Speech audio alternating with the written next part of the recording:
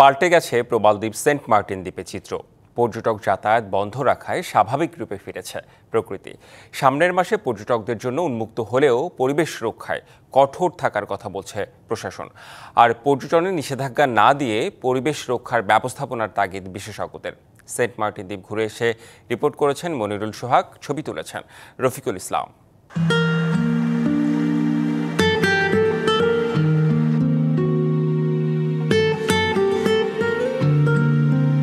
Saint Martin দ্বীপ নৈসর্গিক সৌন্দর্যের প্রতীক।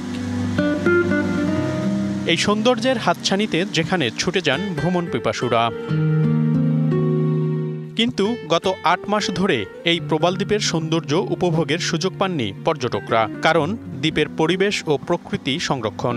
সরেজমিনে সেপ্টেম্বরের মাঝামাঝিতে দেখা গেছে এই দ্বীপের ভিন্ন চিত্র।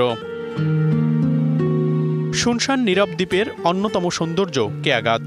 সারি সারি এই বাগানে আছে পাকা ফলও। সাগর তীরে বালুতে খেলছে নানা প্রাণ। কোরাল দ্বীপেও মনের আনন্দে ঘুরে বেড়াচ্ছে পরিযায়ী পাখি। দ্বীপের ফাঁকা বিচে খেলছে শিশুরা, নেই কোলাহল, নেই ব্যস্ততাও। সেন্ট মার্টিনের হারানো রূপ ফেরায় খুশি স্থানীয়রাও। এটা বন্ধ করার পরে পুরো পরিবেশের উন্নতি মোটামুটি হয়েছে। আমরা পরিবেশের রক্ষার জন্য সচেতন আছি। জলবায়ুর পরিবর্তনের দিক থেকে যেভাবে প্রোটেক্ট দেওয়ার আছে, এভাবে যদি প্রোটেক্ট না দিই, পরিবেশকে আমরা রক্ষা করার মতো আমাদের কোনো ক্ষমতা নেই। তবে পরিবেশ রক্ষার উদ্যোগে পর্যটক যাতায়াত বন্ধ থাকায় বিপাকে স্থানীয় বাসিন্দা ও ব্যবসায়ীরা। Japan Bangladesh joint venture company JBS holdings limited.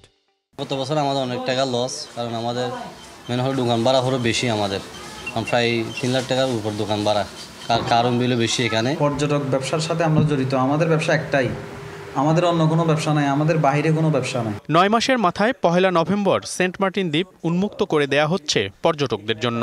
পরিবেশের রক্ষার ব্যাপারে আমরা একটা ভালো ভূমিকা নিতে পেরেছি বলে মনে করি। যে এখানে প্রাকৃতিকভাবে যেই বিপর্যয়ের সম্মুখীন হচ্ছিল, সেগুলো আস্তে আস্তে রিভাইভ হয়ে আসতেছে। সারা বছর খুব কঠোর ছিলাম, যার কারণে কোনো প্রবাল বা কাটা কিংবা কোনো ধরনের বালি, সমুদ্র থেকে বালি উত্তোলন কিংবা ওখানে কোনো প্রাকৃতিক বিপর্যয় এরকম কোনো সরঞ্জামের ব্যবহার আমরা করতে দেইনি। বিশেষজ্ঞরা বলছেন, পর্যটকদের জন্য দুয়ার খোলা রেখেই কিভাবে সেন্ট মার্টিনের পরিবেশ রক্ষা করা যায় ভাবতে হবে তা।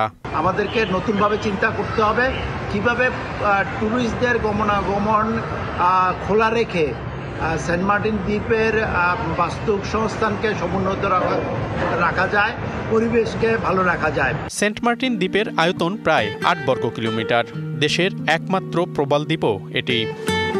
সেন্ট মার্টিন দ্বীপের প্রাকৃতিক পরিবেশ ফিরিয়ে আনার জন্য পর্যটক নিয়ন্ত্রণ সহ সরকারের নেয়া নানা পদক্ষেপে এরই মধ্যে বেশ কিছু সুফল মিলছে। বিশেষজ্ঞরা বলছেন, এখনই এই দ্বীপের জন্য দীর্ঘমেয়াদে পরিবেশ বান্ধব, টেকসই এবং পরিকল্পিত পদক্ষেপ নিতে না পারলে ভবিষ্যতে হুমকির মুখে থাকবে এই দ্বীপের বৈচিত্র্য। মনিরুল সোহাগ, ডিবিসি নিউজ, সেন্ট মার্টিন দ্বীপ, টেকনাফ, কক্সবাজার।